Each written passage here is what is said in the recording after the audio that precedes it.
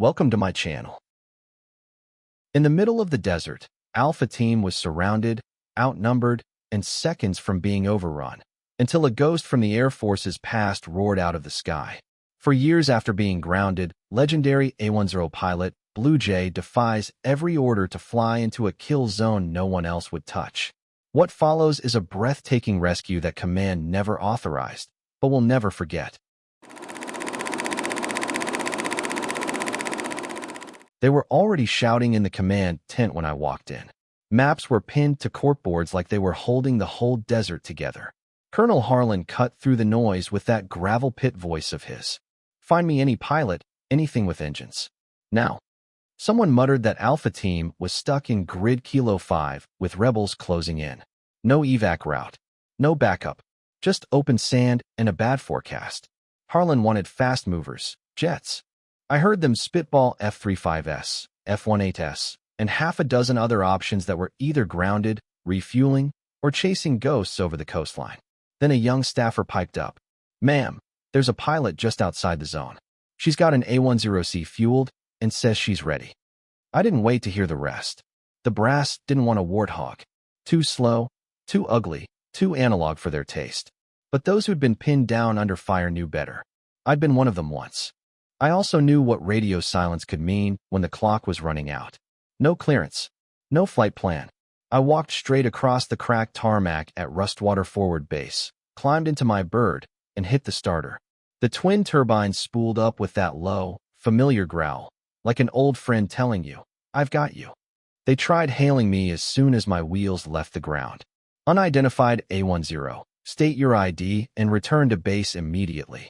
Static. That's all they got. Truth is, I heard every word. But I wasn't about to burn daylight talking permissions while Alpha Team was bleeding out somewhere beyond the horizon. I dropped low over the dunes, hugging the terrain so tight my radar profile was little more than a jackrabbit's heartbeat. The hog wasn't fast, but she could crawl right under trouble and pop up exactly where she was needed. And I was needed. By the time their satellite operators spotted me inbound to Kilo 5, I'd already locked eyes on the smoke rising from the ridge line. They didn't know who was in that cockpit yet, but they would. The first thing I saw through the haze was muzzle flash. Dozens of them, twinkling like angry fireflies along the far slope. Alpha Team had dug in behind a half-collapsed adobe wall, pinned from two angles. A thin smear of black smoke rose from a burning troop carrier. That smoke was my beacon. "Alpha, this is Hog 3-2. I finally broke radio silence. "I've got eyes on you." The reply came ragged and strained. "Hog 3-2, whoever you are, we are taking heavy fire. No air cover on record. How are you here?" I didn't waste time explaining. "Mark your targets. I'm going visual." They hesitated. Visual was old school. No smart bomb lock-ons. No GPS-guided anything. Just my eyes, their lasers, and the GAU-8 Avenger spinning under my nose. But my hog wasn't kit for the modern digital handshake anyway. She was a guns and guts bird. "Copy," one of them said finally, his voice climbing toward desperation. Targets marked. I banked in, rolling the canopy toward the ridge. The desert below rushed sideways under me as the mark points flashed through my HUD. Dust hung in the air thick enough to eat light. Even so, I could see the glint off an enemy mortar tube and the heat shimmer of a heavy gun nest. The moment my pipper lined up, muscle memory took over. A squeeze, a vibration through the stick, and then that unmistakable roar, the Avenger's cough thunder tearing the sky in half. Rounds hit the first mortar pit like a lightning strike. Dust bloomed outward. I rolled hard, came around again, stitching the trench line where machine gun crews had been laying fire toward Alpha's position. Sweet mother of, someone on the ground started, but I cut them off. "Focus on moving. I'll keep their heads down." Third pass. Short burst. Two vehicles hidden in the brush went up in flames, scattering silhouettes into the open. That's when I heard the colonel's voice in my ear. "Whoever you are, Hog 3-2, you're not cleared for this op, return to base. Now." "Colonel," I said, leveling out for another run. "With respect, your team doesn't have time to wait on clearance." I dove again before he could answer. The Hog's engines howled, and for a moment the whole world was nothing but grit, tracers, and the steel-fanged grin of a bird built for days like this. And somewhere below, 12 people were still breathing because of it. On my fourth run, I could hear the panic thinning out in Alpha's comms. Not gone, but breathing room had found them. They were moving. That was my green light to keep the pressure off. Back in Rustwater's ops tent, I knew they were tearing their hair out. You don't just have an A-10 show up in a denied zone without orders. And from the half-garbled chatter bleeding into my headset, I could tell they were digging hard. Ops, check flight records. Who the hell is flying Hog 3-2? Not on today's roster. Cross-reference with reserves. No match. Call signs not in the system at all. I banked low over the ridge again, the hog shuddering in the hot updraft. They wanted my ID? Fine. I keyed the mic to transmit on open. This is call sign Bluejay. The pause on the net was like someone had pulled the plug. Dead air for 3 long seconds. Then a voice I didn't recognize. Bluejay? Say again. I said it slower. Bluejay. Someone back there must have dropped a coffee mug. You could hear the shift in tone even through encryption. Calm, clipped voices replaced the frantic scuffle of papers and boots. Because Bluejay hadn't been on a mission roster for 4 years. My name had been wiped from active logs the day I walked away. The last time they'd heard it was tied to Operation Forge Hand, the mission they still didn't talk about outside locked rooms. I leveled off, scanning for fresh targets. Alpha, your east flank is clear. Push south now. They didn't ask questions. They moved. Behind the scenes, the colonel must have gotten the whisper because his voice came back changed. No bark, just steel. Bluejay, continue cover until Alpha is at extraction point. You are cleared hot. No one used cleared hot lightly. It meant they'd stopped trying to reel me in. The hog came around for another pass, and I lined up on a fresh cluster of muzzle flashes. Short burst, maybe 60 rounds. That was all it took. The pit went silent. Somewhere in my periphery, a drone feed was probably relaying every second to command. And someone high up was realizing that the woman they'd grounded for years ago was still flying circles around their playbook. By the time Alpha Team cleared the southern edge of Kilo 5, the ridge line behind them looked like a graveyard of bad decisions. Mortar pits blackened. Trucks gutted. Gun teams scattered. Every few seconds, my comms lit with short, breathless updates. Alpha here, crossing waypoint Charlie. Copy. Keep moving. I answered, scanning ahead for anything that might cut them off. Back at Rustwater, the mood was shifting from outrage to unease. You could hear it in the clipped, low-volume chatter leaking into my channel. Pull her jacket, someone said. We can't. Her file's locked. Then get clearance. Sir, that means going into Tier Black archives. Do it. A younger voice piped up. I think I've heard of Bluejay. Isn't that the pilot from? Shut it. The senior officer snapped. You didn't hear anything. That's the thing about ghost stories. They live in the seams of the official record. The guys who'd been around long enough knew the outlines. A pilot who flew when the order was don't. Who brought back people everyone else had written off. Who didn't just bend the rules. She broke them across her knee. And who got shown the door for it. I'd learned the hard way that a reputation can be as much a liability as a medal. The day I left, they offered me a choice. Apologize, keep flying inside their box, or walk. I walked. Now here I was, 4 years later, in their airspace again, making their rules look like red tape in a headwind. On my next pass, I saw Alpha's lead element splash through a dry riverbed and start up the slope toward the extraction zone. Dust trailed them like smoke from a signal fire. I slid the hog in low, crossing over their heads just long enough for them to know I was still there.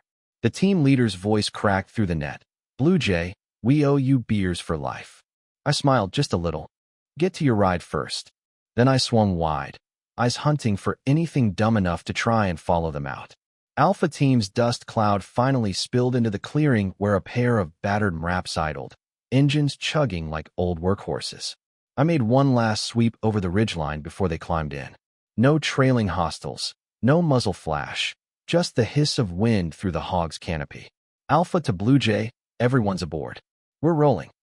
I let out a breath I didn't realize I'd been holding. Copy, Alpha. Safe travels. Back in the ops tent, the noise had dulled to a kind of nervous quiet. Somewhere behind that, I could hear the slow thump of the brass pushing their luck with classified access. Sir, we've got it. Tier Black file pulled. Read it. Major Marin Holt, A-10C driver. Decorated 3 times for, holy hell. Papers shuffled. Operation Forge Hand. Operation Stonevale. Total of 19 confirmed SAR runs under fire. 0 losses on her watch. That's impossible. That's why she's in this file. Someone else, older, cut in. Forge Hand. That was the mission where comms and GPS went dead in the kill zone. They told every bird to stand down. She didn't. Right, another voice added. Brought out 16 people one by one. Ran the gauntlet for 8 hours until she limped home on one engine and no hydraulics. And got grounded for it. The older man finished. Silence. The colonel finally spoke. You're telling me the woman we kicked out for disobeying orders just saved Alpha Team from getting slaughtered today? Yes, sir. Then I suggest you think hard before you try to write this one up. I couldn't hear every word, but I could feel the shift from my seat in the cockpit. The tone had gone from "who is she?" to "we can't afford to lose her again." The extraction convoy was halfway back to Rustwater by the time I swung the hog toward open desert. My work here was done, at least until the next call that nobody wanted to take. I didn't need their thanks, but I could live with them finally remembering why they used to trust me. I could have stayed in the air and vanished into the canyons the way I'd done before. That was the smart play if I didn't want questions. But something in me decided to push my luck. Maybe I wanted to see the look on Harlan's face. Rustwater's strip shimmered in the afternoon heat as I lined up. The hog's wheels kissed the tarmac with a satisfying chirp, and I rolled out slow, letting her engine spool down to a heavy purr. Ground crew stood frozen, like they weren't sure if they were supposed to salute me or arrest me. When I popped the canopy and climbed down, the air tasted of dust and jet fuel. Home, in a way I hadn't admitted in years. 2 MPs jogged up, hands resting near their sidearms, but no weapons drawn. Behind them came Colonel Harlan, cover tilted back, eyes squinting hard against the sun. We stopped a few feet apart. He didn't bark, didn't chew me out, just said, "You made a mess." I shrugged. "Your team's alive." "That they are." He gave a slow nod, like he was measuring me for the first time. "And now I've got every desk jockey from here to Langley asking how a pilot we kicked out of the Air Force 4 years ago is flying one of our birds in restricted airspace." I met his gaze. "Tell them I got lost." A corner of his mouth twitched. Could have been a smile, could have been a warning.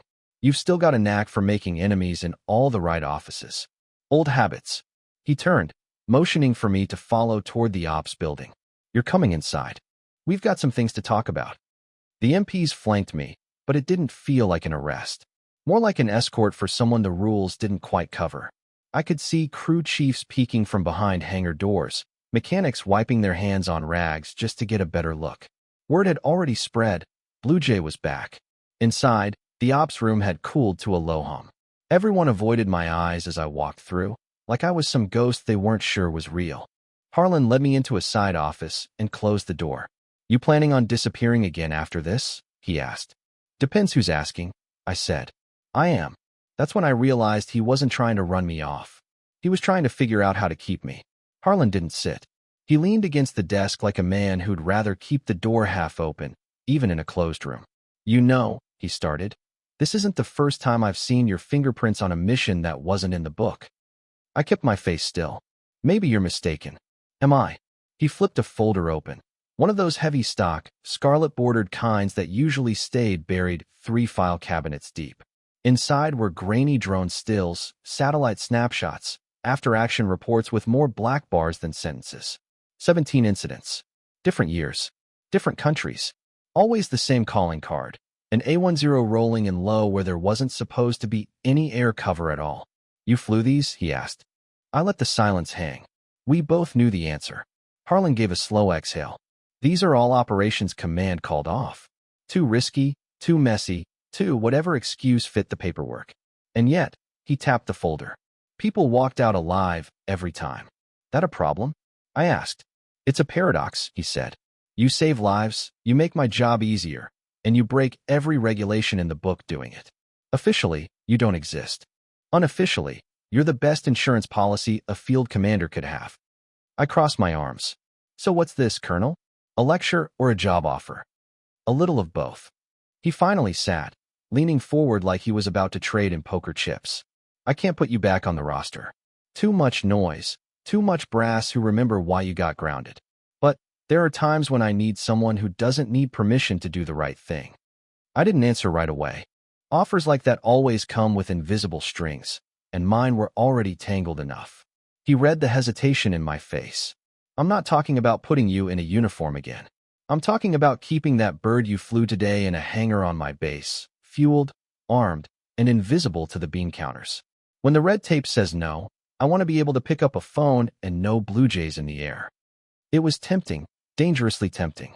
The hog belonged in the sky, and so did I. But deals like this had a way of writing their own endings. Think about it, Harlan said, standing. Not for me. For the next alpha team that gets left twisting in the wind. I didn't commit, but I didn't walk away either. I didn't give Harlan an answer that afternoon. Just slipped away from the ops building, crossed the baked clay tarmac, and headed for the far side of the airfield where the old hangars hunkered down like tired sentries. Rustwater was quiet at night, too quiet for a place that had just hosted a firestorm. The hum of generators was the only thing keeping the dark from swallowing the place whole. I found Hangar 12 by memory. No lights, no posted sentry, just a rusted padlock and the smell of hydraulic oil baked into the concrete. I let myself in. There she was, my hog, parked like she'd just rolled in from a sortie, which she had, and already spotless. The dust from Kilo 5 was gone. Gun ports cleaned. Armor plates checked and refitted. The kind of detail work that takes hours, done in less than one. Somebody had been here. I crouched beside the left main gear. Fresh grease on the strut. My toolkit sat open on the wing, tools rearranged in the way only a mechanic with a personal ritual would do it. And tucked under the throttles in the cockpit. A half-empty coffee cup still warm. Whoever they were, they knew the hog's systems better than I did in some places. And they weren't logging any of it. I climbed into the cockpit, let my hand rest on the worn smooth stick. The seat felt right. Adjusted to my exact reach. I'd been gone less than 6 hours, long enough for someone to run a fine-tooth inspection, top off my ammo load, and leave her looking parade-ready. That's when the hangar's side door creaked. I stayed still, eyes on the shadows slipping in. It was a crew chief I half remembered from years back. Name was Roe, I think. He froze when he saw me, like a kid caught sneaking cookies. You, I said, not quite a question. Roe scratched at the back of his neck. Figured you might need her again. Didn't think you'd be here tonight. And you've been? Keeping her alive, he said simply. Off the books. Someone has to. We stood there in the dim light, the hog between us like some shared secret. Don't tell Harlan I was here, he added. I smirked. Only if you don't tell him I was. 2 nights after my little run-in with Roe, I found myself back in Harlan's office. No formal summons, just a folded note under my barracks door. Come see me. Midnight. He was waiting with 2 mugs of black coffee and that same manila folder from before. Only this time, a fresh sheet was clipped on top. 3 days ago, he said, tapping it. Recon Unit Bravo 4 went dark. East side of the pass. Same jamming we saw in Kilo 5. Command already scrubbed the rescue request. Too risky, no air cover available. You see the pattern? I nodded slowly. They're calling it before anyone's even in the air. And they'll keep doing it. He leaned forward. Unless someone ignores them. There it was. The offer again. Only this time, it wasn't dressed up in careful phrasing. I didn't need to think about it anymore. You keep the hog in fuel, ammo, and parts. No questions about where I go. No debriefs unless I feel like giving them. Done. And if the brass comes down on you? His eyes hardened. I'll tell them Bluejay was never here. Just like the last 4 years. We shook on it. A small thing, but it carried the weight of a contract neither of us would ever write down. Later, I walked out to Hangar 12. Roe was there again, wiping down the canopy like he was polishing a diamond. She's ready whenever you are, he said. I ran my fingers along the fuselage. The old girl looked like she'd been waiting her whole life for this deal. In a way, so had I. Some pilots need flight plans. Others need permission. Me? I just need a reason. And out here, reasons aren't hard to find. I didn't even have time to settle into the new arrangement before the next call came. Less than a week later, Roe was shaking me awake before sunrise, his voice low but urgent. Kilo 9, he said. Convoy hit an IED. Survivors in the open. No air cover inbound. That was all I needed. By the time Harlan got to the hangar, I was already in the cockpit running checks. He didn't try to stop me, just tossed a sealed envelope into my lap. Last known coordinates, he said. And Marin. I looked up. Don't make me explain this one. The hog's turbines spooled up, their low growl filling the hangar and seeping into my bones. Rose swung the doors wide, and the dawn poured in, bleeding gold across the tarmac. No clearance. No flight plan. Just the familiar shove of the throttle forward and the wheels breaking free of the earth. I climbed into the thin light over rust water, banking toward the jagged line of the horizon. Out here, the sky feels bigger than law or rank or regulation. And when you're the only bird moving toward the fight, the only voice the ground is going to hear, it's hard to call yourself retired. Over the comms, a faint, broken call came through, desperate, half buried in static. Any station, this is Bravo 9, taking fire, casualties mounting. I keyed the mic, Bravo 9, this is Bluejay. I see your smoke. Static again, then a sharp inhale on the other end. Bluejay? Thought you were. Save it. Mark your targets. I dropped low, the desert wind tugging at the hog's wingtips as the first flashes of gunfire winked up at me. Same old story, outnumbered troops, no hope on paper. But I've never been much for paper. In that moment, the past 4 years of hiding in plain sight didn't matter. The grounding, the rules, the whispers about ghosts in the sky. All that mattered was the sound of the Avenger cannon spinning up and the knowledge that, for at least a dozen people pinned to the sand below, the worst day of their lives was about to turn around. That's my job now. Not in the system. Not on the roster. Not bound by the same clock everyone else is watching. I'm the pilot they don't expect. And the one they'll never see coming until I'm already overhead.